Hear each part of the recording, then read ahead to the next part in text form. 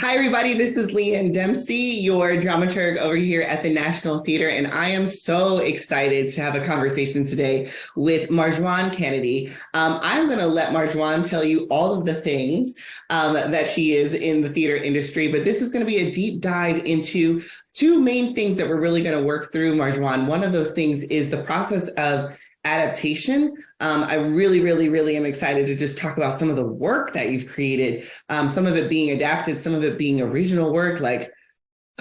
There's so much, just such a breadth of work that you've done. And then the other part of this is the producer world, and what that is and how you sometimes can realize that you're already doing it and you don't really even know that you're already a producer. So I'm really excited to have you. Welcome to Teens Behind the Scenes, Marjuan. Thank you so much, Leanne, and the National Theater for having me. Yeah, so obviously most of our viewers are teens, so we like to do a fun little intro here of bringing you back to high school. Okay, so we're gonna do some fun, just a high school portrait kind of questions. So name of your high school. I went to Duke Ellington School of the Arts in Washington, D.C. Yes, Duke Ellington. Shout out to Duke Ellington. Okay. Okay, we're in Duke Ellington School of the Arts. What's our favorite class? Okay, so we were arts majors, but we still had to take academics. So I will have to say my favorite academic class was history. Okay. And then more specifically, AP, U.S. history. Yes, was my absolute favorite. Yes. And then my favorite arts class probably would be, oh my goodness, there's so many. I know it's not fair. It's not because I was a musical theater major, so we got to train with each department. It was a new department at the time. So we were literally going from floor to floor as the school was really figuring it out. So I would say my favorite arts class probably was dance. Yeah. And we were like doing ballet, doing point, jazz, like so many different styles. But I would say, definitely like as I became, focused more in acting and later part of my career, I realized that the way that I perform, I'm a physical performer. So those roots in dance are really important. Wow, that's really cool to be able to study in all the different, it makes sense for musical theater. So I get that. Now, does this coincide with favorite teacher, the history class or musical theater? Or is favorite teacher a different teacher? Because, sometimes it could just be, you go visit during lunch break. Yeah, and it's funny. I would say that my favorite teacher was my counselor, my guidance counselor, my guidance counselor, and then also she wasn't actually my teacher. She was head of the production department. And I always found myself in her office, both either my counselor, who was always like showing me ways of how to get money, which is what I do now, and how to get scholarships and opportunities. And then that production teacher, she taught stage management and arts management. And again, like I was just concerned about being on stage, but little did I know all of these nuggets my favorite teachers, they were just creating space for me to just hang around and learn from them. So I would say those two people were my favorite teachers. That's amazing, right? When you look back and you're like, wow, look at all those seeds that were planted for me that I didn't realize were going to grow into this amazing thing in this industry. That is really cool. Like for one of the favorite teachers to be the production head, it's like, oh, okay, we get it, Marjuan. We know where we're right? We get it. Yeah. Now, you did mention this already. You said musical theater. So I'm assuming involvement in high school was doing musical theater and shows perhaps, or what did it look like for you to be engaged in theater when you were in high school?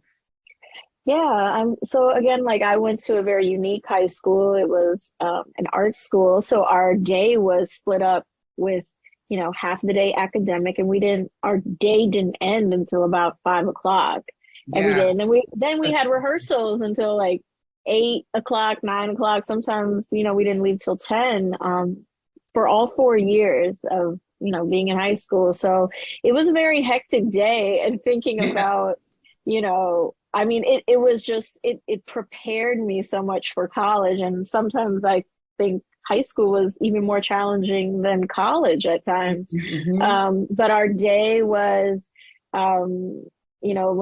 looking back, it was just full of, you know, academics in the morning and then intense arts training in the afternoon. Yeah. So, again, for me, it was musical theater. So a lot of like technique work, but also we did a lot of ensemble work. And we also had opportunities to create our own work in response to what was happening in the world. So, Yeah. Ellington for me was really the first time I started seeing these connections between arts and activism. And as Yeah. a young person, feeling like, I have a place in the world and I can use my art to say something.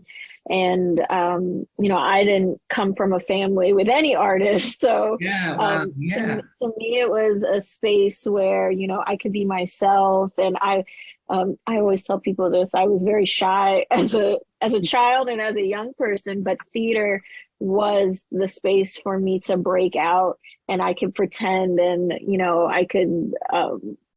I could do anything and be anything I wanted to be. So it saved me in that way, that Yeah. it allowed me to just explore and think bigger beyond what I had right in front of me. Yeah, and here we go. More and more seeds being planted. Think about, the activism and the artivism is what we say, right? The art and the activism together. And I think about some of the work that you did that was in relation to just what was happening in the pandemic. I saw that as well. I think there was a virtual show that was also presented that you did. So that's so cool. Just more seeds, like everything coming up later on in life, which is just really, really cool to see. And for our viewers to know that like what they're doing is going to grow into something, right? Like it's not for nothing, and just keep at it and keep excellent in your academics, keep excellent in your art making, and just wait till you see what'll come down the line. That's so, so encouraging just to hear.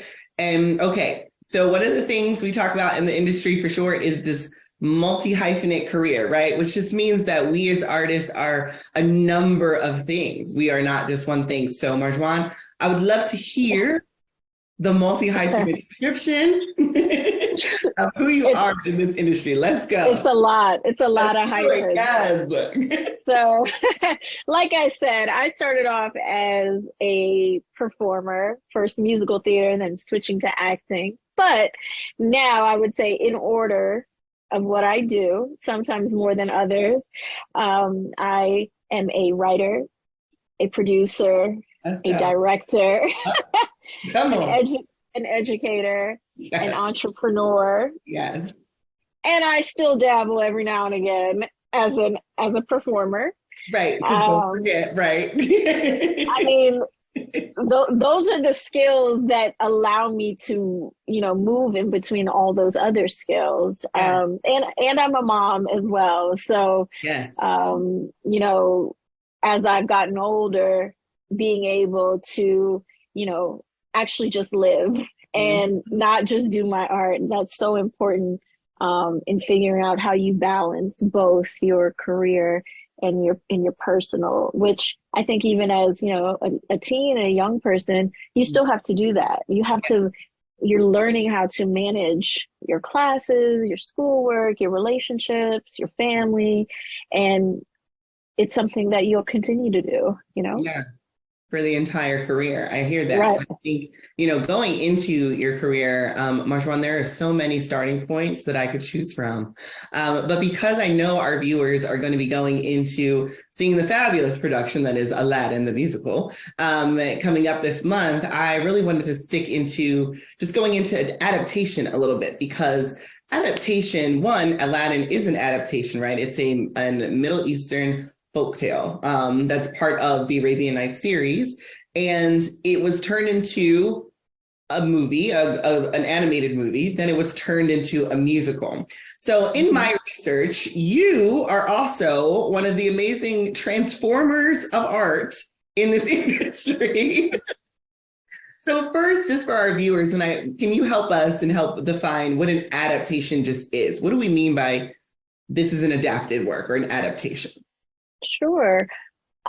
I mean, I would say, to put it in simple Yeah. terms, an adaptation is a story that comes from another source material, Mhm. and the writer is able to put their own twist on it. Mhm. So using the source material for inspiration, whether it's taking specific elements, characters, storyline, and then putting a totally different spin on it. Yeah. So a good example is The Wizard of Oz and The Wiz. Yes. I The love Wiz, that. yeah, yeah. So I mean, it's still a base. The storyline is pretty much the same, Yes. but the cultural dynamic Mhm. is different, which affects the music, the design. Um, so yeah, I think that that's a good way to explain Yeah, I think that's adaptation. great. Yeah, and I love the example because you're totally right. And here comes the Wiz again, right? Coming back to us, right? At the Broadway tour coming up soon, and I believe it's coming back to Hmm. Broadway as well. So that's even more exciting. When we think about your work, and I'm thinking specifically a little bit about Callaloo Kids, and tell me the story. So, when I understand it, we started as a children's book. Is that where we started with Callaloo Kids? And then, from what I see, we've got a live performances. We've got more books. I think, right? What is Hmm. that? Just seems like a multimedia process, and I'm just curious about what was that process for you? Yeah, yeah. Well, Callaloo actually started as a play. So Wow. yeah, it started as a play first, and it was not intended for young people. Wow. Yeah, Okay. it was a play. It was a dark fantasy, I would say. Wow. Yeah, that was intended to celebrate Caribbean folklore. So you mentioned Aladdin Mhm. is a Mm. Middle Eastern folk tale. Yeah.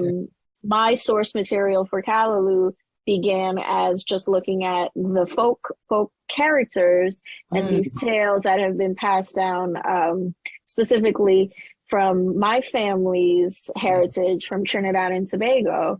So Yeah. these are stories that I grew up hearing as a child, and I'm first generation. So I was born here in the US and my mother's from Trinidad. So the way that these stories were told to me were unique in a way that, I'm growing up in DC Right. rather growing up on the island. So I have a different connection to it, but still these stories and my understanding is very much the same as those, kids who grew up on the island, but it was already forming differently because I'm coming from a different landscape, Yeah. being in the US. So yeah, I mean the play started just as me wanting to tell my own story as Wow. being, first generation, and how these characters all fit into, um, fitting into a child's world, like as he's learning these lessons. So Mm. it included puppetry, carnival masking, dance, Wow. a lot of that physical movement I was telling you about. Yes. It included jazz music. So it really was a play with music and masking. And from there, my colleague that went to high school with me, because Yes. you those relationships you make are so important. Yeah. I honestly would say most of my collaborations as an adult have come from my high school connections and my college experiences, and of course people you meet along the way. But those relationships were really the foundation of building Callaloo. So Yeah. my colleague that went to high school with me, who was a visual artist, he came and saw the play, was blown away of just the story, of Wow. how I could take a story that, is, thousands of years old, Yeah. passed down for generations, and be able to adapt it in a way that was contemporary and, you Right. know, young people could connect to, and adults as well. So I remember when we were first developing the play, and audience members, adults, they were they were so excited about it. They felt like a child again because these stories were so powerful that it reminded them about these memories that they had growing up. So that's what encouraged me to continue to develop the series. Yeah. But yeah, my colleague came on board. He is also a brilliant animator. We wanted to make an animated series, but we had no money, so we said let's make it a book. Yeah. That's how we developed into a book. And then because my background is in theater, we said we got to make this more entertaining. When we're presenting these books, it's not just about reading a book, but we want it to be more lively. So we ended up hiring different puppet designers and building these beautiful puppets. Wow. Arm rod puppets, similar in the style of Jim Henson's work. Yes. And from there, it was just growing and growing, and we developed 3 more books in the series. At the same time, I spent some time in LA too, doing film as a director and a screenwriter. And we started, again, moving in between mediums and how we can tell these stories, not just on stage, not just through books, children's books, but also through animation, through a web series. And just being able to reach audiences in different platforms. So that was about 7-8 years of developing, and it was totally independent. And slowly, like the Kennedy Center called, Sesame Street called, PBS called. Let's just go back to that list. I know we're humble. Those are amazing. That's amazing. Yeah, and all just from like an idea I remember sitting in my living room in LA at the time. I just thought, oh, this is an interesting idea. I've never seen anything like this. And that was actually my second piece that I had ever written. So I think in terms of like, spending so many years as a performer, reading lots of plays, seeing a lot of plays, and then figuring out where I fit into all of this. What's the story I want to tell? And then eventually having the confidence to say, hey, I'm going to write something myself. Yeah. Yeah. And I think that's really, really important, right? Just to say like, having the confidence, and then that question that you just mentioned of like, where do I see myself in this? I think that is such a really important question, even that our viewers are asking. It's, being introduced to all of these different elements of theater and being able to find, where do I see myself contributing to this space is really, really amazing. And I feel like when I look at your work and I hear you speak about your work, Marjuan, I really feel like, well, the first thing comes to mind, I say, Marjuan is the person that looks at the mountain and says, mountain move. That's what I always say. I love it. Your work. That's what I think. I think about that because there are ideas, but your ideas become reality.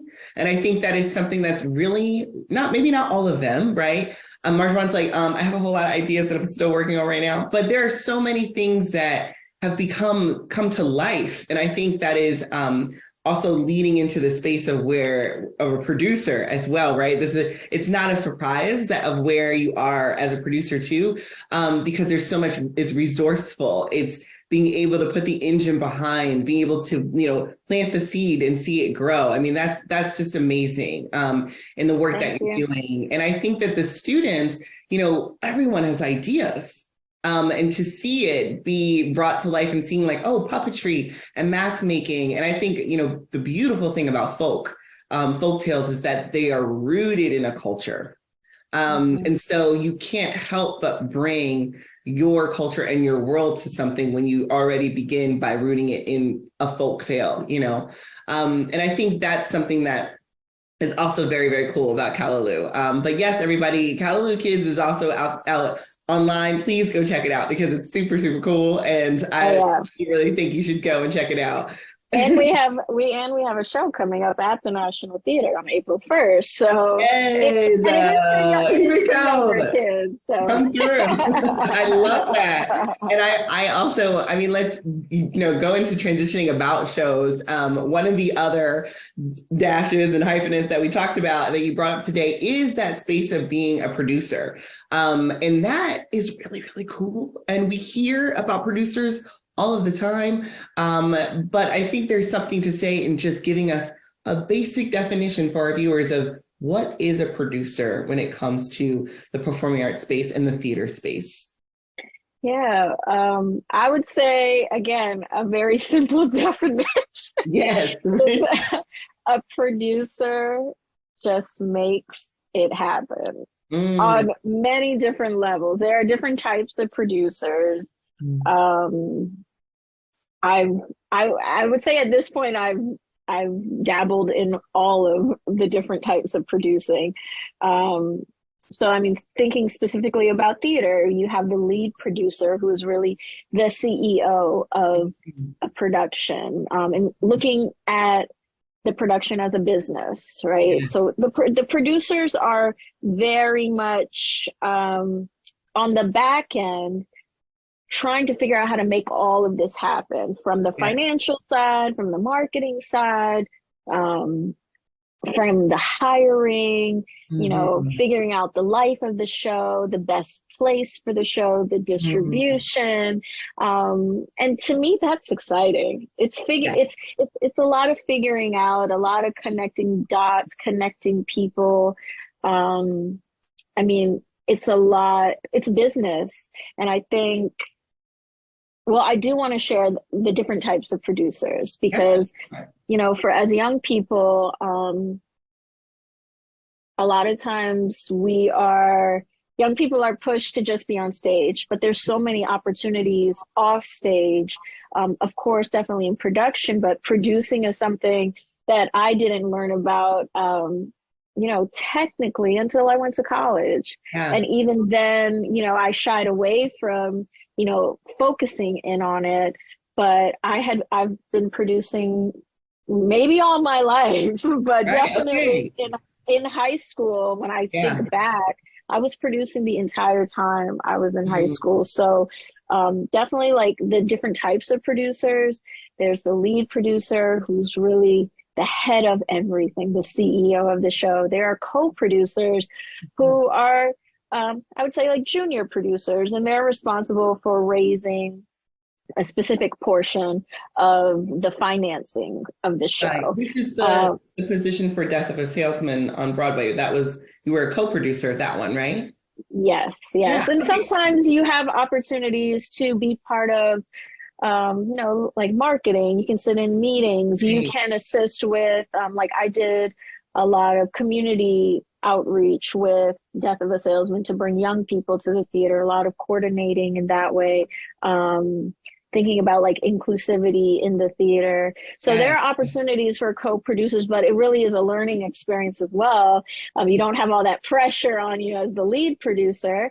And then, there are line producers. Those are producers who are just focused on equipment and, making sure all of the technical sides is managed. There are creative producers. There are consulting producers who just specialize in specific areas where they need, maybe you're very good with accents and a show hires you just to consult on one specific thing. So producing is so much fun because it allows you to, flex your theater muscles in a different way.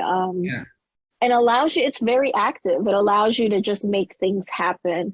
So, I mean, like I said, I think I've been producing since I was in high school, in terms of just like getting people together, making projects happen, figuring it out. That's what a producer does. They figure out how to make the thing happen. Yeah. And was it a time when obviously we've been producing since we were in high school. And then is there a day where we wake up and we're like, wait, this is like I'm a professional producer. Like is there a moment for you that you feel like you've had when it was just like, oh my goodness, I am what I read about, like when did Yeah. that happen?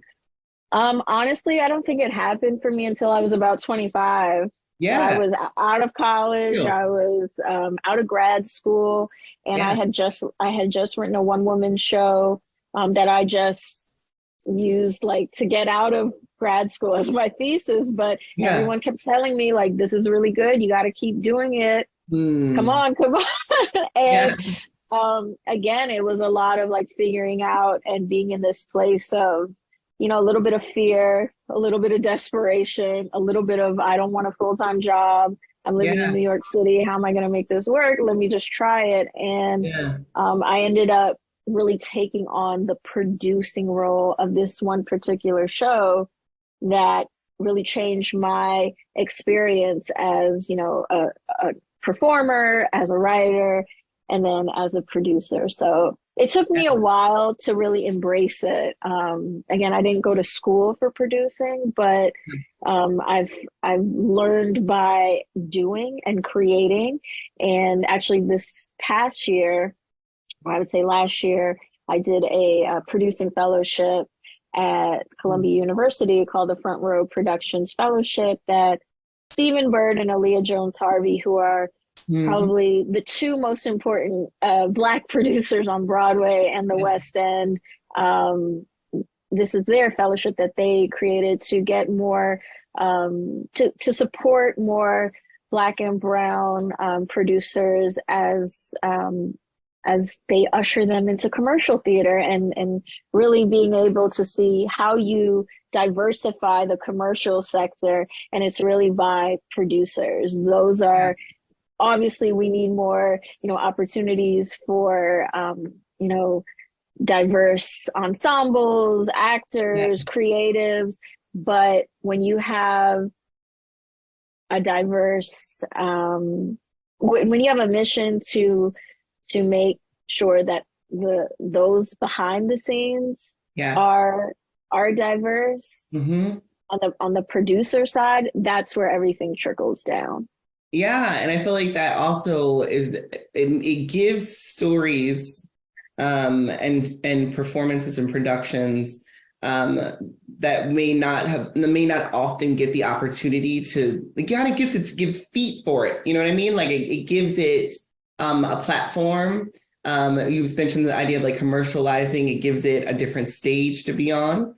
And Mhm. I think that's really, really cool. I also think it's really cool having people of color in the producer space, because then it's like what stories are being told and also what's being put out into our community as well, which is really, really dope, to be honest, if I could say Yeah. it the way I want to say it. So I think that's inspiring. And I think that I love, especially for our viewers, to hear like, you're already probably producing in your high school. You know what I mean? Like you're already probably trying to make something happen. How do we get these pieces together? How do we get these materials together? How do we do the marketing? How do we get people to come see this show that we made, that we devised, that we built? All of Mhm. that is really, really cool and really, really inspiring. And I think it brings us back to, our high school portrait and our viewers who are listening out there, just about this backstage view of your life, Marjuan. If you had the opportunity, someone right now is looking at this and they're like, whoa, I want to do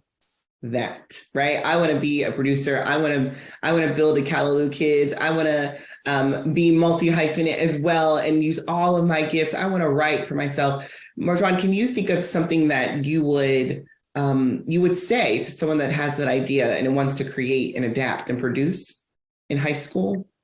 Yeah. For one, I would say a couple things. The first thing is to really, really focus in on your craft Mm, and be as, if you are writing it and producing, or if you're performing and producing, get really good at your craft. So that means seeing shows, that means train, get a mentor. Um, because when you're confident in your work, and obviously you're going to continue to grow, as a creative person. um when you're mm, confident in your work, no one can take that away from you. And I think it's really important, as artists in general, but as producers to understand and feel empowered that you do have resources, right? You may not have the $1,000 that you need to get these costumes, but what do you have? Do you have materials in your house? Can you fundraise amongst your friends and family, right? You have to change your mindset in the way that you approach creating something out of nothing. And I think that is the thing that keeps me going still. It's a lot of problem solving. Okay, every day it's like, oh, this fire has happened. Okay, how do I put it out? And then how do I uplift my team and be a leader? Another important piece is having a strong team around you and not feeling like you have to do everything, which I've had to learn. But at the same time, if you do have to do everything, you have to be flexible and you have to be open to learning new skills. But I think, getting your group of friends together, getting people who are also committed to, whatever the project is very important, because, we're stronger when it's the two of us here.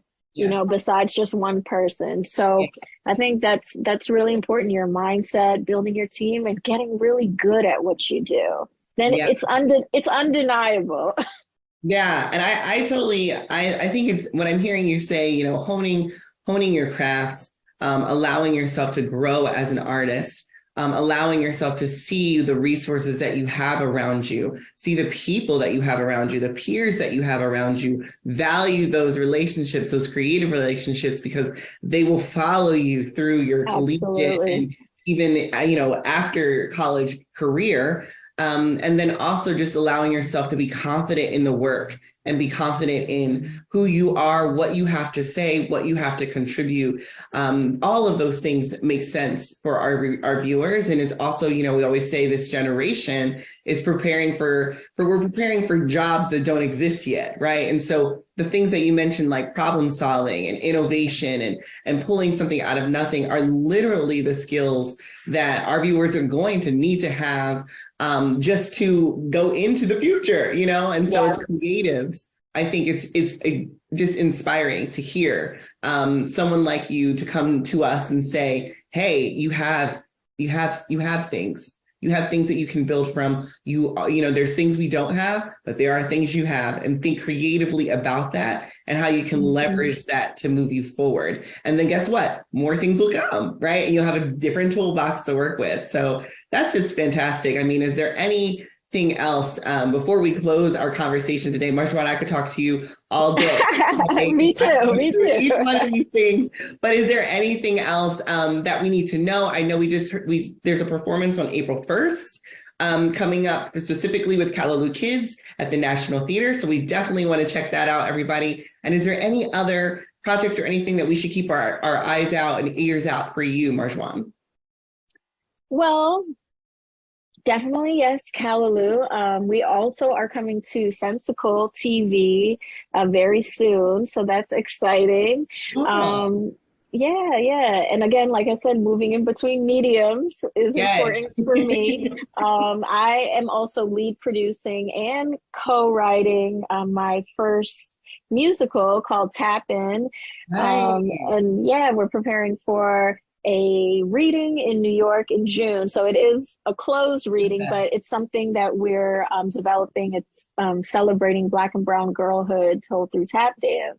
I love that. Yeah. So this is something, in the next, couple years, we'll still be developing and be on the lookout for future performances. And then finally, I actually am one of the co-producers of The Wiz. So that's why did I miss that? That's crazy. So maybe I'm sharing it for the first time on this platform. Surprise. So that's exciting because we're launching with a national tour and then coming to Broadway in 2024. So it's great to still be able to do big commercial work. I have some projects developing in the TV film space as well as, in my hometown of DC, and, still doing community work, working through all different mediums and platforms. And that's what I love the most. Yeah, I absolutely love that. I also, when I think about the show Tap In, I think about TAP and the history of TAP, and it's for young women of color and the stories. And then you think about just how TAP and African American history has been anchored in that art form specifically. Absolutely.